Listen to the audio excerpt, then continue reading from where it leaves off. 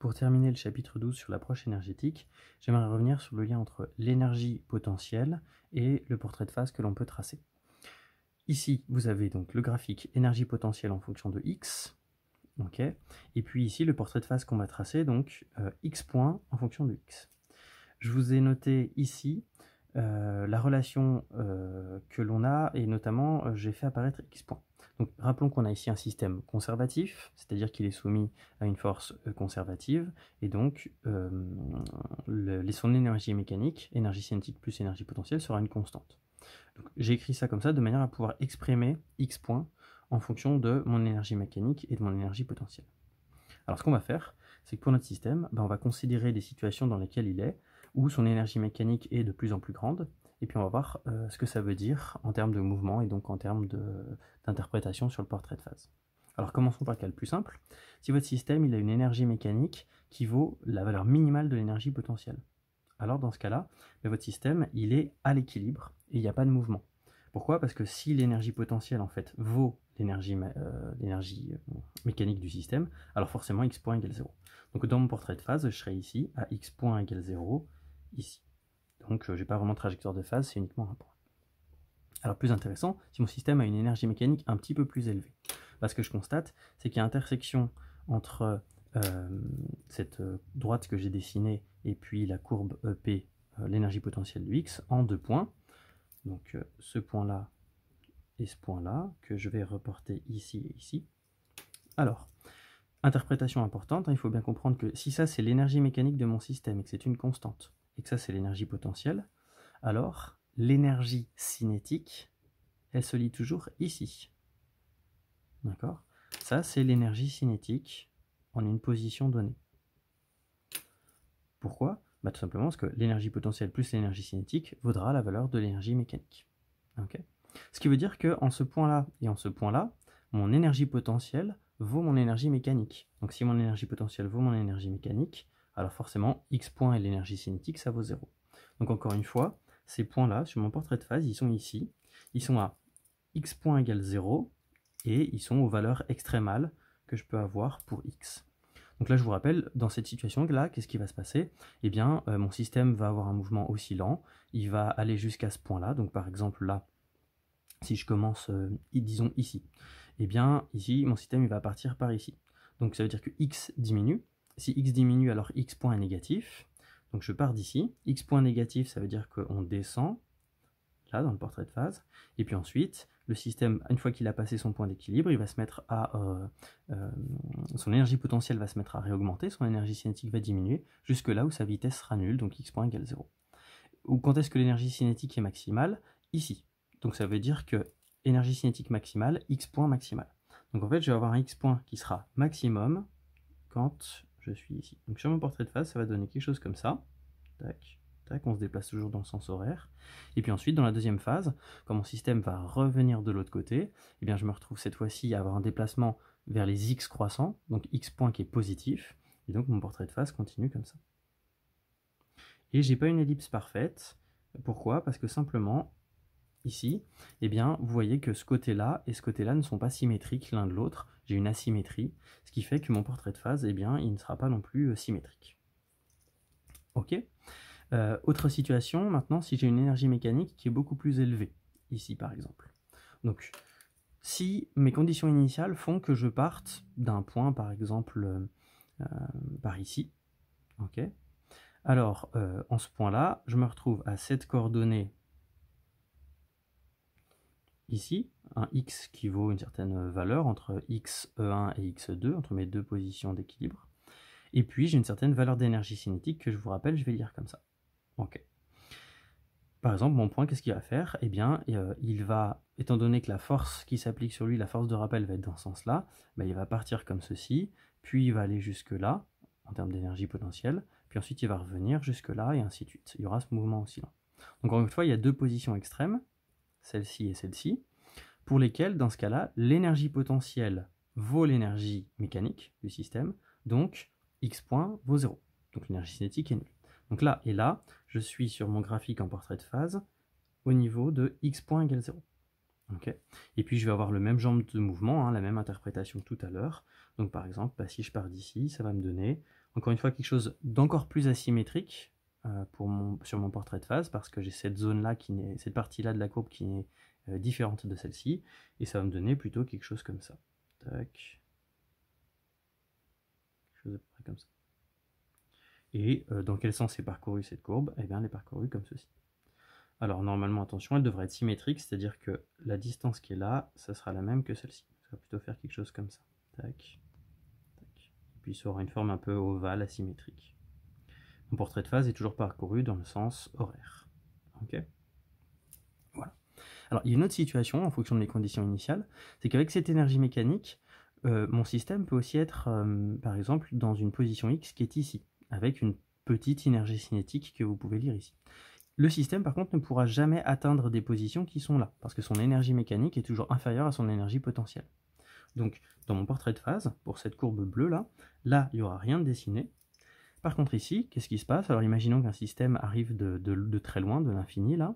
Eh bien, il va se rapprocher comme ça, il aura une certaine valeur d'énergie cinétique, et plus il va se rapprocher ici, eh bien, plus son énergie cinétique ici va diminuer, jusqu'à ce point-là, où son énergie cinétique sera nulle, et puis il va repartir ensuite dans l'autre sens.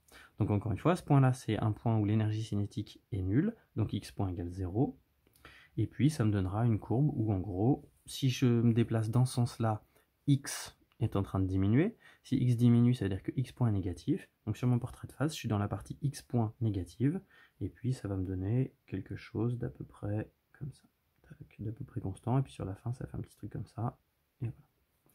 Donc voilà mon portrait de phase pour cette deuxième partie du même cas, le cas où l'énergie mécanique vaut EM3. Et qu'est-ce qui se passe si mon système a encore plus d'énergie, donc une énergie mécanique encore plus élevée, et notamment supérieure à cette petite barrière de potentiel? Je ne l'ai pas dit tout à l'heure, mais là en fait c'est une barrière de potentiel que mon système ne peut pas passer s'il a pas assez d'énergie mécanique. S'il a une énergie mécanique très élevée, eh bien, qu'est-ce qui va se passer? Imaginons qu'il parte d'ici ou qu'il arrive de l'infini. Eh bien, encore une fois, il va avoir assez d'énergie cette fois-ci pour passer cette énergie potentielle, cette barrière d'énergie potentielle. Son énergie cinétique, qui je vous rappelle est toujours représentée par la distance entre l'énergie mécanique et l'énergie potentielle du système. Son énergie cinétique, là, eh bien, elle sera jamais nulle, à part ici, vous allez voir. Donc ici, elle est non nulle. C'est là où l'énergie cinétique sera minimale. Par exemple, quand il est en train de s'approcher ici, son énergie cinétique elle est un petit peu plus grande. Donc quand il arrive là, son énergie cinétique est minimale. Ce qui veut dire que quand je vais arriver ici, j'aurai une énergie cinétique la plus petite, alors que juste avant, par là, j'avais une énergie cinétique un peu plus grande. Donc ça va être un système, enfin un portrait de phase qui va ressembler à quelque chose comme ça. Tac. Donc mon x est en train de diminuer, donc x point négatif. Le système va continuer à se déplacer avec x qui diminue.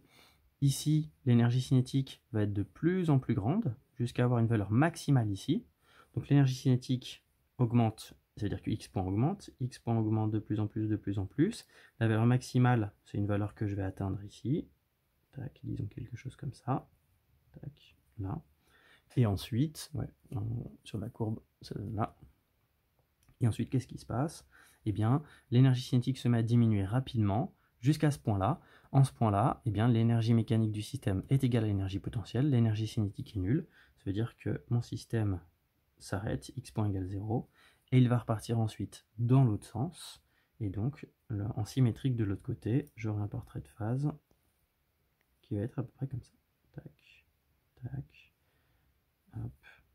Puis à nouveau, en repassant là, eh bien l'énergie cinétique se remet à diminuer, donc x point diminue, puis elle se remet à augmenter, comme ceci. Donc voilà pourquoi dans le cours, eh bien, je vous ai fait dessiner ces portraits de phase comme ceci. Le dernier élément que je voudrais rajouter là-dessus, eh bien, c'est la situation que l'on étudie souvent, dans laquelle on se placera, c'est autour d'une position d'équilibre stable. Autour d'une position d'équilibre stable, eh bien, on dit que si on se décale peu de cette position d'équilibre, on peut approximer ou interpoler la courbe d'énergie potentielle par une parabole. Et dans ce cas-là, eh bien, on a interprété ça comme le fait que le mouvement sera équivalent à celui d'un oscillateur harmonique. Et je vous rappelle que pour un oscillateur harmonique, eh bien, son portrait de phase, c'est une ellipse. Donc ça veut dire que quand je suis très proche de ma position d'équilibre stable, eh bien ici, normalement, j'aurai une ellipse petite, mais une ellipse symétrique.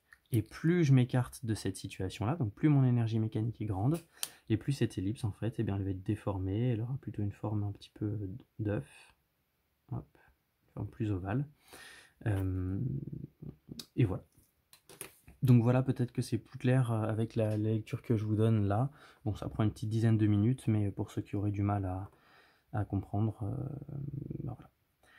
Et puis je reviens très rapidement sur l'histoire de la stabilité, une position d'équilibre stable ou instable. Donc une façon d'interpréter ça. Là on voit qu'on a deux positions d'équilibre. Je vous rappelle, les positions d'équilibre, on les interprète très facilement en disant bah, c'est l'endroit où la dérivée de l'énergie potentielle par rapport à x est égale à 0. Donc ça correspond à ce point-là et ce point. Là j'ai représenté en fait les tangentes. Donc quand la pente de la tangente vaut 0, c'est bien que la dérivée vaut 0. Donc j'ai deux positions d'équilibre. On va voir qu'il y en a une, la numéro 1, qui est stable, la 2 qui est instable. Et une interprétation que l'on peut donner pourquoi cette position d'équilibre est stable, bah, c'est de dire si je me décale un tout petit peu, je me décale d'un petit dx vers la gauche ou vers la droite. Si je me décale, qu'est-ce qui se passe? Je suis au niveau de ma courbe ici, dans une zone où dep sur dx, là, est strictement positif. Okay, si ce dep sur dx est strictement positif, alors la composante de la force F sur l'axe des X, qui est en fait son opposé, ben, est strictement négatif. Donc c'est-à-dire que ma force, elle est dans ce sens-là. Le sens de la force sera vers les X décroissants. Donc si je déplace mon système par là, la force qui s'applique sur lui tend à le ramener par là. Inversement, je peux faire le même raisonnement de l'autre côté. Si je me place là, ici, avec un dx ici, un écart qui serait négatif, dans ce cas-là, la dérivée de mon énergie potentielle par rapport à x, mon dep sur dx, est strictement négatif. Ce terme-là devient négatif, ce terme-là devient positif. Ma force est dans le sens des x positifs, et donc cette force tend à ramener le système vers sa position d'équilibre. Donc là, j'ai justifié physiquement que j'avais une position d'équilibre qui était forcément stable.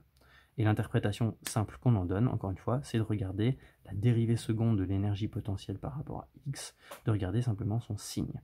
Si son signe est positif, c'est le cas ici, c'est-à-dire que c'est une parabole qui est tournée vers le haut, et donc j'ai une position d'équilibre stable. Donc ça, c'est la situation 1.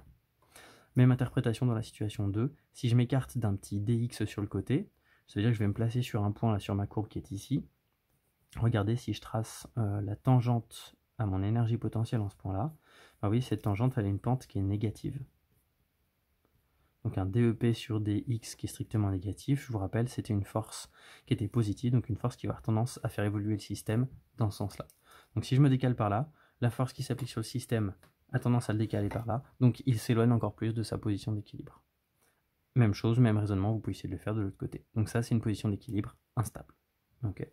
Et l'interprétation plus rapide que l'on donne, c'est qu'on dit que